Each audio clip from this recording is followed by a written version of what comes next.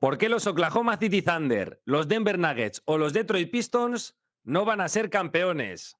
En el NBA House de hoy. Vive el espectáculo de la Liga Andesa y la NBA en DAZN. Suscríbete al plan baloncesto por tan solo 9,99 € al mes. Momento para que se pongan todos cómodos. Bienvenidos a su casa. Bienvenidos a NBA House, vuestro programa de análisis de la mejor liga del mundo. Confianza aquí en Gigantes del Básquet y en DAZN. Si te gusta lo que hacemos, ya sabes, dale al like, suscríbete y déjanos un comentario. Mi nombre es Víctor Arrufat y como siempre es un gusto, un lujo compartir espacio con Alejandro Gaitán. Are you not happy or Still to be happy about. you're up 2-0? Job's not finished. Job finished? I don't think so. LeBron James with no regard for human life. Alejandro Gaitán, tenemos realmente preocupado al director del programa. Otra vez realmente. Amenaza con pegar un grito y todo. Me recuerda mucho a cuando estaba en la secundaria, ¿no? Cuando es que sois la peor clase, es un poco como me siento. Sí, sí, sí, el típico profesor gritón, Ujú. intimidador.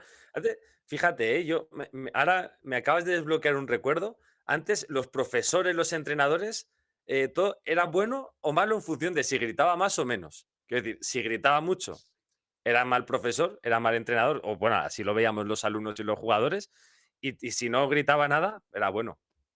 Y Que mira bueno, que Malkovich, en cierta forma puede tener lógica, ¿no? sí, y luego está Malkovich, que este año va a ir al Hall of Fame, si no me he equivocado. Sí, igual me estoy confundiendo si era Malkovich o Ivkovic, pero bueno, gritaban mucho, te lo digo.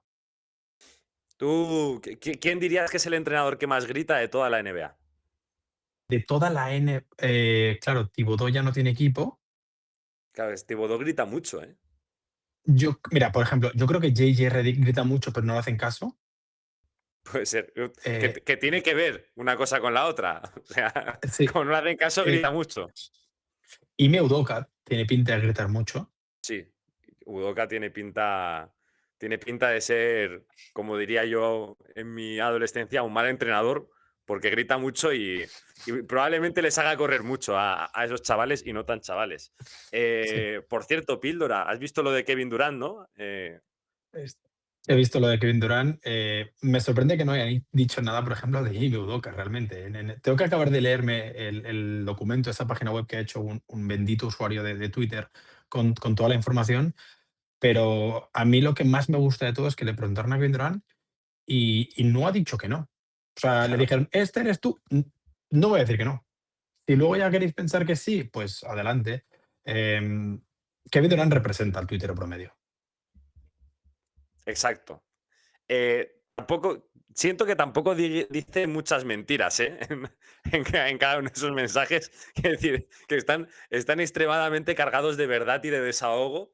Pero sí que es cierto que, aunque sea un comentario muy humano que podría poner cualquiera de nosotros, creo que estas cositas hacen que el respeto de Kevin Durant jamás esté a la altura de lo que es como jugador. Eso y luego también la trayectoria deportiva que ha seguido, que parece estar diseñada por su peor enemigo. O sea, ya no por. O sea, incluso quitando el capítulo Warriors, de irte a unirte precisamente con el máximo rival para ganar el anillo, luego todo lo que pasa después es hacer un super equipo, Sí, no llegar ni siquiera, que pasan una ronda de playoffs y no llegan ni siquiera a finales de conferencia. Luego te vas a los Suns, un equipo que acaba de ser finalista, y se derrumba ese proyecto. Te vas ahora a los Houston Rockets, que venían de ser segundos, y estás quinto, después de añadirte a hay, ti. hay que decir que muy pocas veces es culpa de Kevin Durant, pero es verdad que es el factor común. O sea, realmente en Brooklyn se puede culpar a todo el mundo, menos a Kevin Durant. Exacto, Eh, en, exactamente. en Phoenix hubo muchos motivos, con Chris Paul primero, y luego con Bradley Beal, y yo creo que Kevin Durant no fue uno de ellos.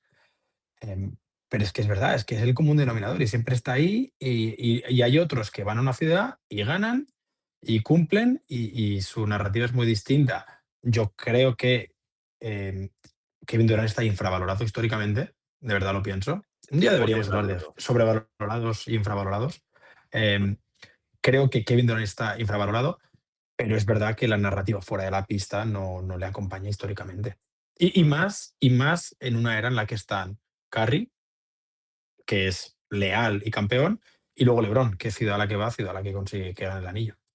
Sí, creo que muchas veces se pone encima de la mesa el debate este de Kevin Durant, dónde va la liga, tal, pero pocas veces se argumenta realmente, como dices, que es su culpa, y tampoco se pone otro debate encima de la mesa que es qué habría pasado con los Golden State Warriors si no incorporan a Kevin Durant. Es buen debate. Porque Depende dónde va Kevin Durant y qué pasa ese año en la NBA. exacto, pero son demasiados ISIS. Hablando de ISIS, precisamente el programa de hoy va un poco de eso. Hoy queríamos traer un tema más general también de final de temporada y las plantillas ya están cerradas prácticamente, no va a haber cambios drásticos quitando algún buyout, así que ya tenemos un poco lo que va a ser cada equipo de cara a los playoffs. Y de hecho Sí. ya lo estamos viendo, ¿no? Muchos equipos van recuperando efectivos, van recuperando lesionados, otros empiezan a jugar con las nuevas incorporaciones. Así que lo que queremos tratar hoy, Alejandro, es cuál es la principal debilidad de cada uno de los aspirantes, o mejor dicho, por qué cada uno de los contenders, de los aspirantes al título, puede perder, puede ser eliminado. Sí, sí. Hoy es perfecto para que el director, que también hace de productor, saque un clip muy corto de 1 minuto, 2 minutos, en el que rajamos de cada una de las franquicias para cuando esa franquicia gane, se vengue por todo lo que le hemos dicho cuando no está con el micrófono abierto. No, probablemente vamos a acertar en todas menos en una, que también hay que verlo así, ganar solo gana uno. O en todas si gana un equipo de play-in, porque no vamos a hablar de los 30 equipos, eso hay que tenerlo claro. Exacto. De hecho, empezamos ya, porque el tiempo apremia, y vamos por orden. Los Detroit Pistons, ahora mismo líderes de la NBA, se habla poco de Ujú. que los Pistons son líderes de la NBA. ¿Por qué pueden perder los Detroit Pistons una eliminatoria de playoffs, Alejandro? Es una muy buena pregunta. Yo creo que hay diversos factores pequeños que sumados pueden llegar a afectar a los Pistons. El primero, que más o menos intentaron solucionar en el deadline, es una carencia de tiro. Ya no como estilo de juego, sino como herramienta para anotar. En los playoffs va a ser mucho más complicado anotar. Tienen una dependencia muy, muy alta en la generación de Kate Cunningham. Me habría gustado verles ir a por un segundo generador, que igual van a intentar que se lo haga Jenkins, y eso me lleva al tercer punto, y es que la plantilla en general es que es un tópico, pero es una realidad. La plantilla es relativamente inexperta. Tienes jugadores que ya saben lo que es perder en playoff. El año pasado pierden en primera ronda, pero bueno, una caída en primera ronda no cuenta como un playoff run. Tienes a Tobias Harris, es verdad, pero hay cierta inexperiencia que puede ser clave, especialmente a final de un partido igualado. Que tu jugador más experimentado en playoffs sea Tobias Harris tampoco, ¿no? Famoso No Tobias over ayuda. me de Jimmy Butler se queda en la retina, en los recuerdos de Sí, cada uno. Pues tío, estoy muy de acuerdo contigo, ¿eh? Yo traía lo mismo. O sea, a la hora de la verdad, los Pistons son un equipo que tiene muchos problemas en ataque en estático. Creo que se va a jugar mucho en estático en playoffs, se juega siempre mucho en estático. claro. Y claro, ¿qué pasa? Pues justo lo que dices, son el tercer equipo que menos triples mete por partido.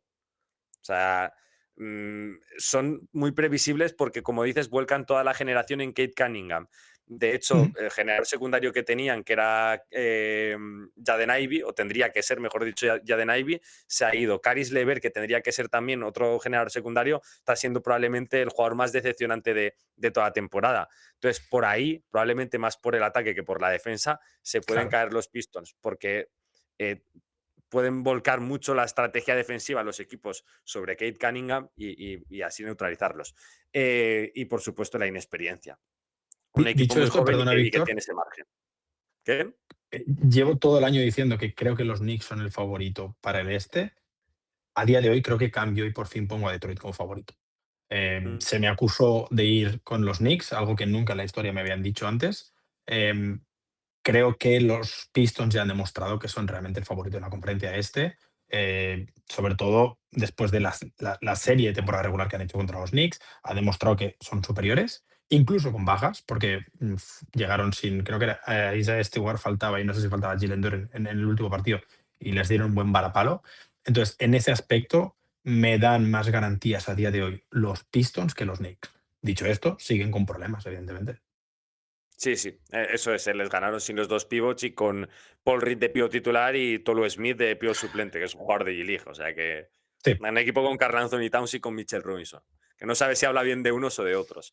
Pero bueno, mira, por finiquitar Pistons, otra cosita que yo quisiera comentar es el tema, ellos no meten muchos triples, juegan mucho en la pintura, lo vuelcan todo al contacto, al juego duro, a la guerra de trincheras, en defensa también mete mucha gente en la pintura y ese juego tan físico, tan visceral hace que muchas veces tengamos trifulcas, riñas y tal.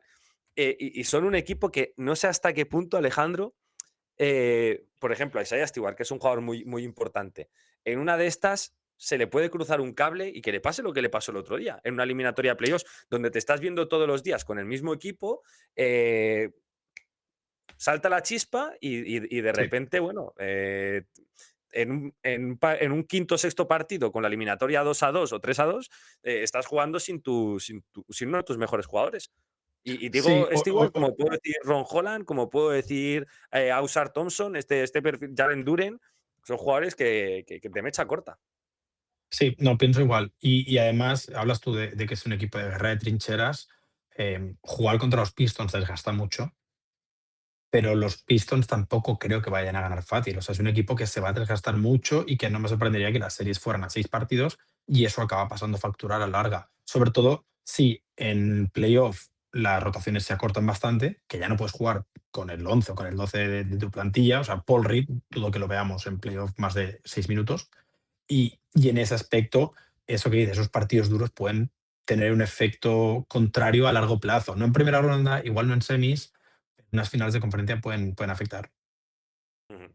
Entonces, bueno, dirá la gente, pues que no se presenten los Pistons, ya está. Estos dos desde su casa los han finiquitado. Insistimos que esto es por buscarle una pega Claro. a los grandes favoritos y también por tener algo en lo que fijarnos de cara a final de temporada. Imagínate que en estos últimos 2 meses los Pistons empiezan a enchufarlas.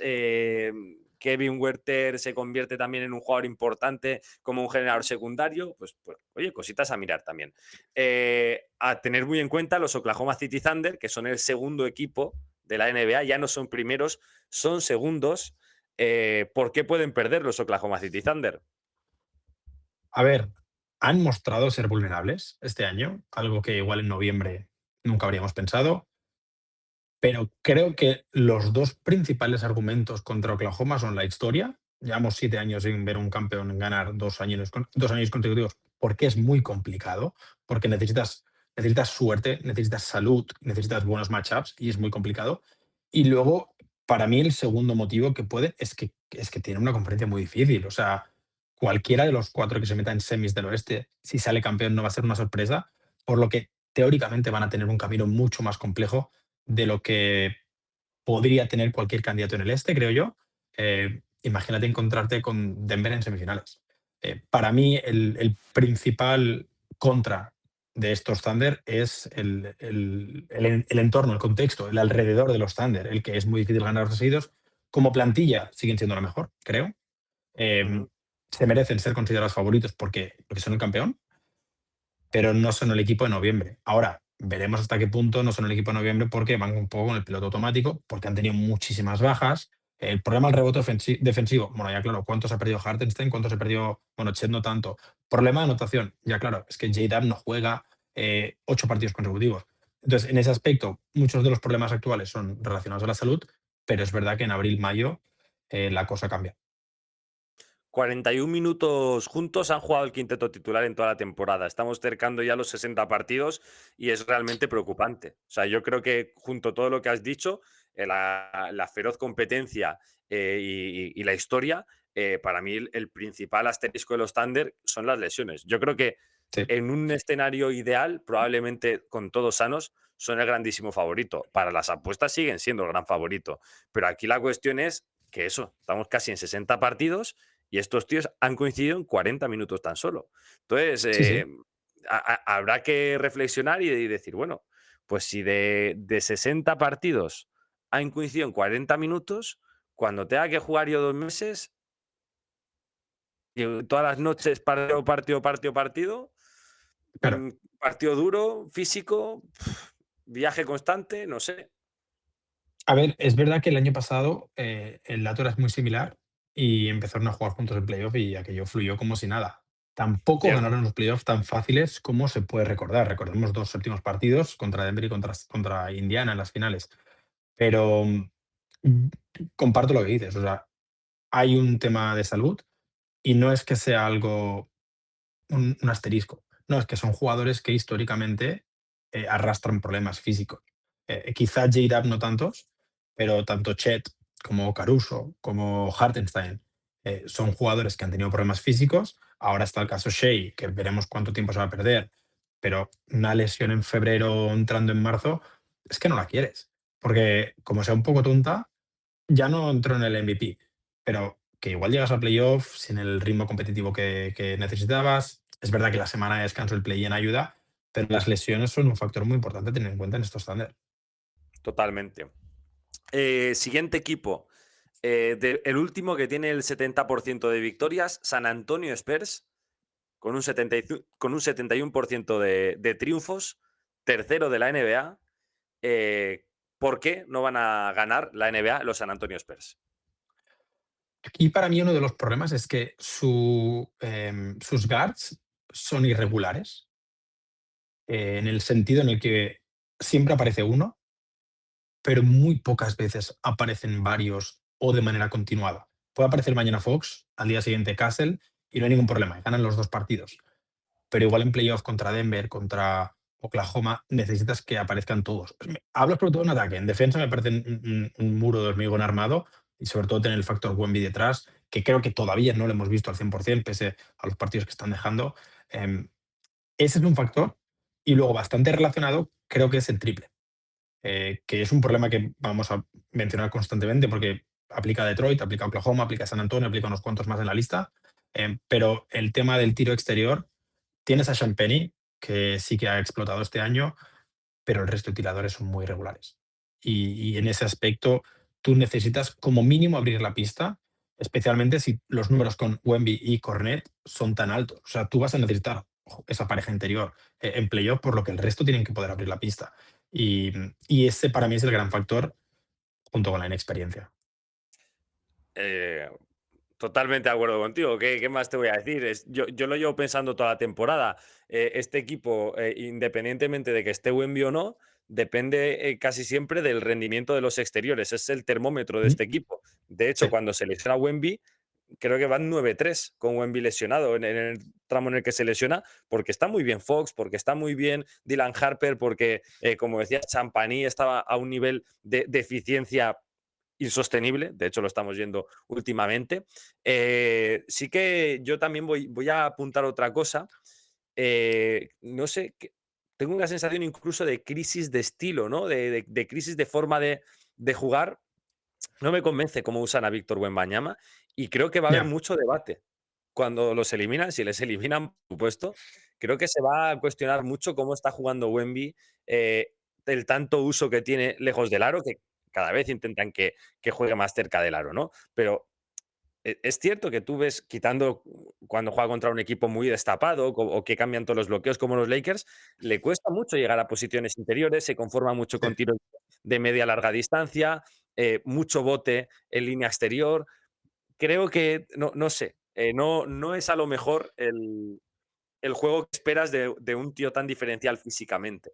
Y eso, además de ser un factor por el que les pueden eliminar, ¿no? Porque a veces también vemos partidos realmente malos e irregulares de Wemby, puede ser un debate que esté encima de la mesa de si este tío tiene que cambiar la forma de jugar. Bueno, que realmente le pasa a muchos jugadores jóvenes cuando fracasan un par de veces. En el caso de Wemby sería la primera vez que fracasa en playoff, porque recordemos, no pudo acabar ninguna de las primeras temporadas, pero veo por dónde vas y sí que es cierto que si se caen en primera o en segunda ronda de manera estrepitosa, se va a hablar mucho tiempo de es que debería jugar como un 5 puro, debería estar en la pintura únicamente, cuando creo que es un jugador generacional que todavía nadie sabe cuál es su mejor versión, ni dónde es su mejor versión, porque es que te puede meter 11 triples, igual que te puede meter 40 puntos en la pintura. Entonces no hemos visto nada igual. Y creo que es un jugador que está llamado a dominar la NBA como nadie, pero que creo que ni siquiera Mitch Johnson o Popovich saben cómo. Mm. Luego también lo que comentábamos de la experiencia, Es cierto que Harrison Barnes tiene experiencia compitiendo, es cierto que Luke Cornet también, pero al Sí, final la experiencia la buscas en jugadores, en los 3 4 mejores jugadores, ¿no? En Wemby, entre Wemby, Cassell y Fox, creo que tan solo ha disputado una ronda de playoffs de Aaron Fox, y perdió contra los Golden State Warriors siendo favoritos, ¿no? Y creo que quedaron terceros aquella temporada de los Kings y demás. O sea, que solo tiene sí, una experiencia y es una mala experiencia incluso. O sea, sí, que sí, eso es puede ser eso. factor. La experiencia la necesitas en tus estrellas porque son quien van a tener la pelota en los últimos minutos. Entonces, en ese Ujú. aspecto es lo mismo. Necesitas perder ciertos partidos para saber cómo reaccionar. Toca ir ahora a la conferencia este de nuevo. Boston Celtics, cuartos de la NBA. ¿Quién lo diría? El director del programa, por El supuesto. director del programa, por supuesto. Eh, ¿Por qué van a eliminar a los Boston Celtics? Y te hago una subpregunta. ¿Por qué van a eliminar a los Boston Celtics incluso si vuelve Jason Tatum? Creo que lo justo es que aquí empieces tú, como una mirada exterior, ¿no? Pues mira, creo que son de los equipos completos, Ujú. sinceramente. A mí algo que me preocupa mucho de los Boston Celtics es la tremenda dependencia del triple.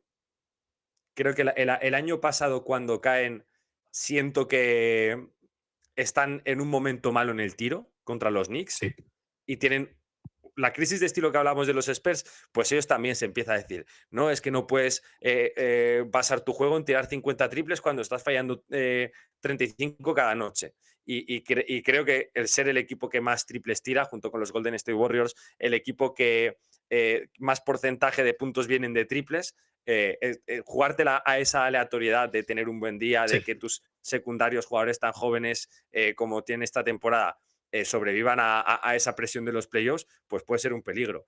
Y luego, bueno, se ha comentado mucho, no sé hasta qué punto puede ser relevante en un equipo que tiene bastantes armas también para paliar esto, pero el juego interior, ¿no? Se ha dicho que Tabusevic pueden sufrir mucho, pero a la hora de la verdad no estás en la conferencia de Jokic, no estás en la conferencia de Sengun, no estás en la conferencia de Wembanyama, no estás en la conferencia de Chet Holmgren. O sea que, bueno, creo que por ahí la pueden librar esa en el este. A mí me preocupa un poco el tema del tiro, creo que pueden ser realmente irregulares y pasarlo mal.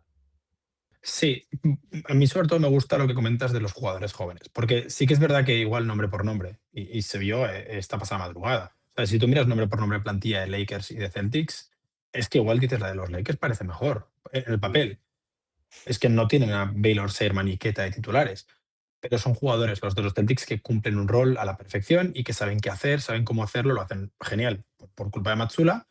eh, pero claro, a la hora de traducir eso a los playoffs, la juventud sí que va a ser un papel. O sea, soltar a Hugo González, a Jordan Walls, a Baylor Seirman, a Nehemias Queta en unas semifinales de conferencia, es que eso ya es diferente. O sea, no es lo mismo eso que jugar un partido de playoff en cualquier en partido de temporada regular. Ahora, si hay un equipo en el que me creo que pueden superar esa valla son los Celtics. Matsula lo ha demostrado, pero creo que sigue habiendo un hueco de talento, al menos sin Jason Tatum, entre un elemento. Cleveland incluso, New York y Boston a día de hoy, especialmente en ataque, porque dependes muchísimo del triple, como tú decías.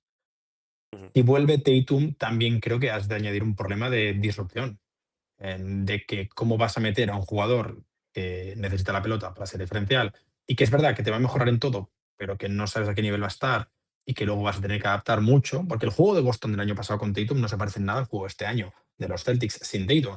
Entonces, ¿cómo vas a adaptar todo eso? Y creo que va a ser un propio problema, o sea, no va a ser un problema a la vuelta de Tatum, ¿eh? Pero sí que va a ser un pequeño problema el tener que ajustar eso dependiendo de cuándo pase. em, entonces, para mí, esos tres factores: la dependencia del triple, como tú decías, un equipo que es muy joven, sobre todo los secundarios, y luego la disrupción de Jason Tatum. Es que, cuidado con... La temporada de los Celtics ahora mismo es de sobresaliente, de 10 Sí, alto. de Sí, 10. Pero cuidado, claro, como esto se gire, porque vuelve Jason Tatum y te quedes con el sabor de boca de ha vuelto Jason Tatum y ganamos menos que cuando no estaba Jason Tatum. Es una narrativa tonta, ¿vale? pero ya te mancha la temporada. Pero, por ejemplo, si Boston cae en primera ronda, sea con Tatum o sin Tatum, ¿es un fracaso? Estos Para mí no, Celtics, ¿eh? para mí no. Para mí tampoco. Entonces, yo parto de la base de que sigue siendo un año de transición en Boston. Otra cosa es que en un año de transición estos psicópatas se metan en las finales de la NBA. Porque Ya. tanto Brad Stevens como Joe Mazzulla como el resto de jugadores no gestionan bien los sentimientos y compiten cada noche. Pero si Boston cae en primera ronda, no pasa nada. O sea, tú sabías que este año el objetivo real no era el anillo. Una cosa es que quieras competir, pero el objetivo real no era el anillo. Entonces, para mí, Boston parte con ese espacio a la hora de decidir, ok, que vuelva Tatum y le damos este mes y medio para empezar a competir así en octubre y hasta el 100%. Sí, sí, Evidentemente, total. otra cosa es lo que piensa Matsula. Y luego, por matizar lo que comentaba antes del juego interior, eh, solo hay que ver un poco cómo defienden los Celtics, especialmente cómo se organizan defensivamente, para entender la importancia de tener un jugador como Keta de titular. Ujú. También creo que Joe Mazzulla apuesta por un banquillo muy fuerte, ¿no? Sí. Más, imagino que Sayerman se caerá del quinteto cuando vuelva Tatum, pero creo que la idea es que tanto Vucevic como Peyton Pritchard sigan saliendo de suplentes cuando esté todo listo para los playoffs.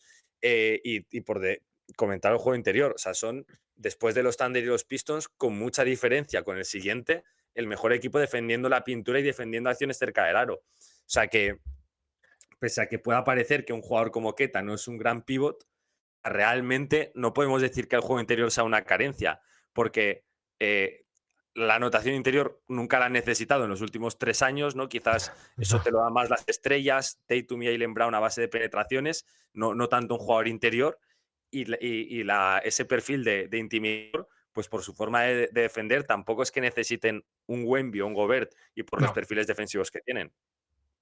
No, no, la defensa interior te la van a dar los Jordan Walls, los Derrick White, los Hugo González, etcétera, etcétera. Entonces, es ver cómo puedes funcionar eso, cómo puedes transicionar eso a los playoffs, que me parece realmente complicado.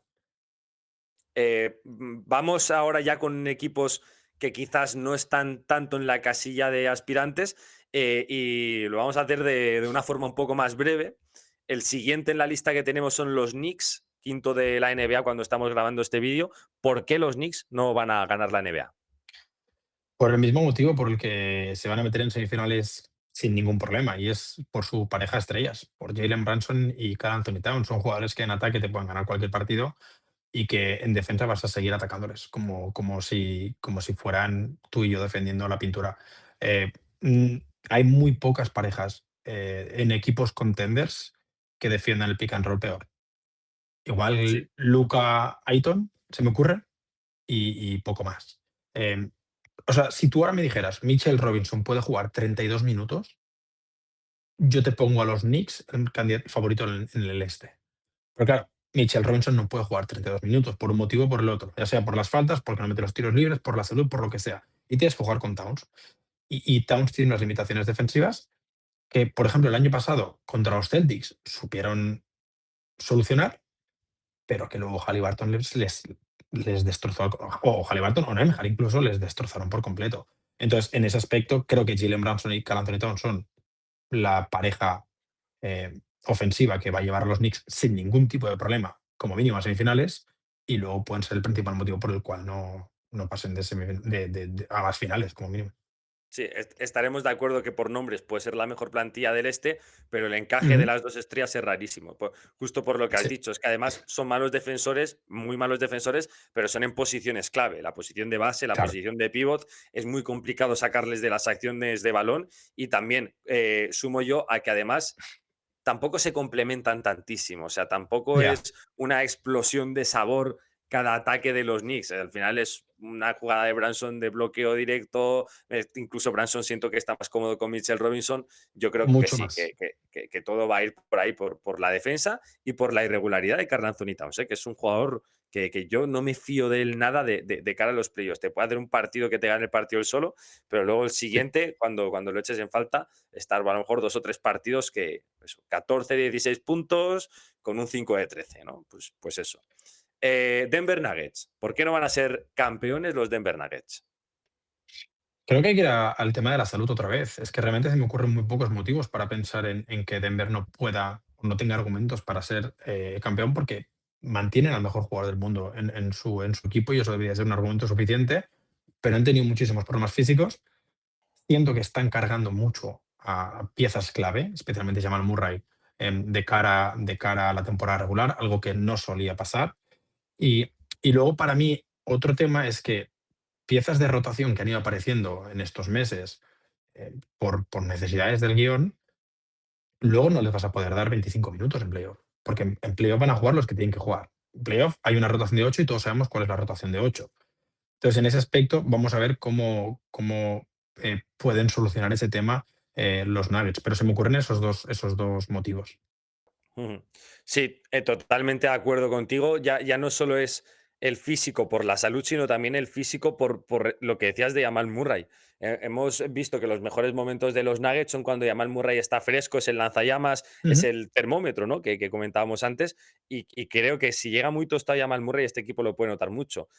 Otro problema físico. Jokic ahora físicamente no está bien. Está pesado, está No. lento, vuelve de lesión. Hay que tenerlo en cuenta, pero ya han pasado prácticamente 20 días, ¿no? 3 semanas desde que ha vuelto Jokic. Así que hay que pensar en que si nos vamos acercando al final de temporada, Jokic tiene que verse mejor, verse más liviano, más ligero, porque precisamente otro motivo por el que los pueden eliminar, es verdad que no está Aaron Gordon, pero es que las sensaciones defensivas ahora mismo de los Nuggets son terribles.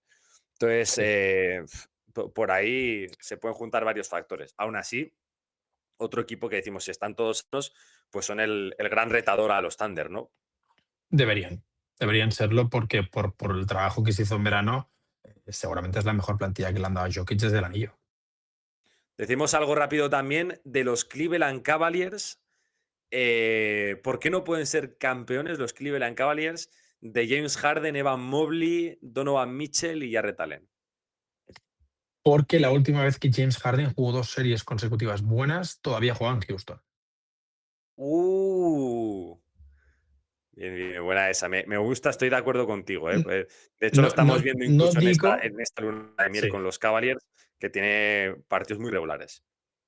y no digo que no vaya a mejorar Garland, porque si vamos a la serie de Garland contra Orlando, creo que fue hace 2 años, la de Garland contra Orlando hace 2 años, aquí fue dramático. O sea, fue dramático. Y el año pasado Garland, bueno, ya tuvo problemas físicos, el año pasado vuelve a tener problemas físicos. O sea, es muy difícil que no mejore a Garland, pero también necesitas que el resto aparezca. O sea, necesitas que James Harden aparezca.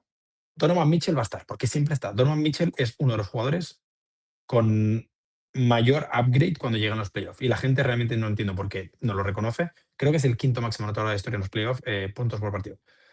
Pero es que Pues, vas a necesitar que aparezca Evan Mobley, que aparezca Jarrett Allen, al que por cierto James Harden está haciendo de oro, y luego que James Harden tenga 2 series buenas de playoff. O que si tiene una, al menos que sean semifinales de conferencia, que no juegan a semifinales buenas desde los Warriors. total. Yo también aquí voy a quedarme con que son un equipo blandito, ¿eh? O sea, que son mejores con Harden, sí. Son mejores en Sí. defensa con esta versión de Aylon Tyson, con Keon Ellis, con Dennis Schroeder, sí. Pero creo que sigue siendo insuficiente. O sea, creo que siguen siendo un equipo que cuando juntas a Donovan Mitchell y Harden en defensa, tienes que hacer absolutos experimentos para ver cómo lo cuadras. Creo que son un equipo que en muchos tramos se siguen quedando sin espacio con Mobley y con Jarrett Allen. O sea, hay que decir que hay problemas heredados por cómo es la construcción de este equipo que, pese a que son mejores, nos han solucionado. Y siento de verdad que ahora mismo son un equipo bastante blandito para competir de tú a tú con equipos como los Pistons, los Thunder y compañía. Sí, no, realmente sigo pensando que van a ser una de las grandes noticias positivas de la segunda parte de la temporada. Ahora, no sé si este equipo es para llevárselo todo en los playoffs. Tienen la suerte otra vez de estar en el este. De que igual si la serie buena de Harden es en finales de conferencia, te metes en las finales. Pero veremos hasta dónde llegan. Ujú. Bueno, pues llegamos ya a la recta final del programa. Alejandro, vamos a preparar el clutch, toca pedir tiempo muerto y salir con una buena jugadita. Clutch time. Alejandro, ¿qué nos trae? La gente cuando piensa en el clutch siempre piensa en los últimos 2 minutos, 3 minutos. Yo pienso, por ejemplo, los últimos 2 3 segundos de posesión, los últimos 2 3 segundos de cuarto, y hoy traigo al mejor jugador, seguramente de toda la NBA, en ese pequeño clutch durante el partido. El clutch del primer cuarto, el clutch del segundo cuarto, Peyton Pritchard. Se fue a Anthony Simmons, lo traspasaron los Celtics y mandaron a Peyton Pritchard al banquillo. Una decisión que a muchos sorprendió porque toda la temporada la jugó como titular, 48 titulares consecutivas. Eh, Desde que lo mandaron al banquillo está en 23,6 puntos. He ido a buscar una lista de jugadores que no están en 23,6 puntos y tienes All-Stars como Jalen Johnson, Norman Powell, Julio Randle, Brandon Ingram, Paolo Banquero. Entonces, una Paolo Banquero y está justo por detrás de Víctor Wembanyama y de Pascal Siakam. Todo esto, insisto, desde el banquillo. El actual sexto hombre del año no va a poder revalidar el título porque ya, insisto, ha jugado más de la mitad de los partidos de la NBA desde titular, pero creo que es uno de los mejores jugadores de la conferencia este. Creo que ya hace mucho tiempo que está infravalorado y lo más importante, dejando contratos rookies al margen, es uno de los 3 mejores contratos de la NBA porque Brad Stevens lo renovó cuando pidió el traspaso y a día de hoy tiene un jugador con hambre de ganar que no fue tan importante en el anillo 2024, pero que desde entonces está siendo una pieza clave que quiere demostrar que puede hacerlo en playoff. Y creo que esta versión de Peyton Pritchard como sexto hombre, como líder de la segunda unidad, es una de las grandísimas noticias para los Celtics, para que sigan vivos en esa lucha por llegar a las 40 victorias antes de las 20 derrotas.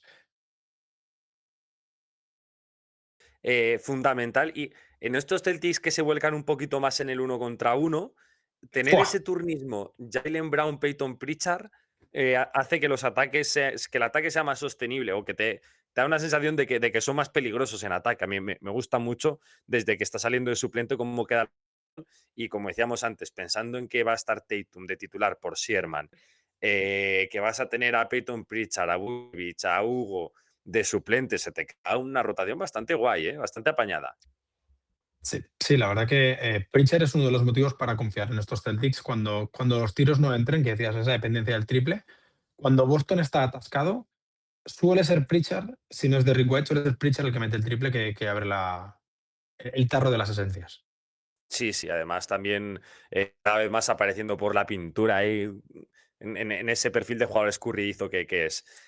Mira, mi clutch va un poco por bastante parecido al tema de hoy, lo tenía ya preparado antes incluso de elegir el tema del vídeo y justamente ha caído así, pero mira, te comento, los 3 grandes favoritos al anillo para Las Vegas todavía son los Thunder, los Nuggets y los Spurs en ese orden. Y ahora mismo la sensación que hay en la NBA, en un marco más general, es que ninguno de los 3 convence como gran favorito. Y no convence porque jueguen mal, porque estén jugando peor que antes, simplemente es porque no están jugando. Me explico, porque no están jugando los buenos jugadores todos juntos. No vemos una versión definitiva, final de ninguno de estos equipos. Y nos acercamos peligrosamente al final de la temporada regular. Estamos ya rozando los 60 partidos disputados. Probablemente cuando la gente vea este vídeo ya hayan equipos con 60 partidos jugados. Los titulares de los Thunder apenas han coincidido en 5 partidos esta temporada. Los titulares de los Nuggets apenas han coincidido en 9. Los titulares de los San Antonio Spurs apenas han coincidido en 13. Esto puede servir como excusa para explicar por qué no se les atisba como grandes favoritos, como monstruos, como serpientes de 2 cabezas. Pero yo lo veo como un factor muy preocupante, porque si en 60 partidos tan solo has coincidido en 5, ¿por qué vas a pensar que en los 2 meses de playoffs que tienes que jugar vas a estar sano todos los playoffs? O sea, si no vienes a clase, suspendes los parciales y te portas mal, ¿por qué vas a aprobar el examen final? Puedes aprobarlo, pero vaya, no es lo normal. Empezabas el programa diciendo que yo te he hecho recordar algo, tú ahora me has hecho recordar algo con eso de no ir a clase y suspender los parciales. Es verdad, es cierto. Está como siempre pasa, cuando llegamos a marzo, pero está la temporada como un poco extraña en este punto del curso. Y creo que hemos tenido muchas lesiones pequeñas que están afectando a la hora de ver el rendimiento real de los contenders. Sobre todo esos 3 que dices, creo que Detroit ha tenido menos problemas. Y, y vamos a ver, porque da la sensación de que al menos uno de los 3 va a tener ese problema que comentas, de que igual una pieza importante se lesiona en abril y echaba las opciones. y las ventanas competitivas en la NBA actual cada día son más cortas. Totalmente. Bueno, Alejandro, ha sido un gusto, como siempre. Nos hemos cargado aquí a todos los equipos. Van a ganar la NBA los Todos. Charlotte Hornets y poquito más que decirle a la gente. Sí, que confíen en que vamos a acertar todo lo que hemos dicho, menos uno. Eso es. Y que entiendan que es un poco la temática del programa. Un programa que, si os ha gustado, os invito a que dejéis el like, os suscribáis y, por supuesto, estéis pendientes la semana que viene, porque volveremos con mucho más.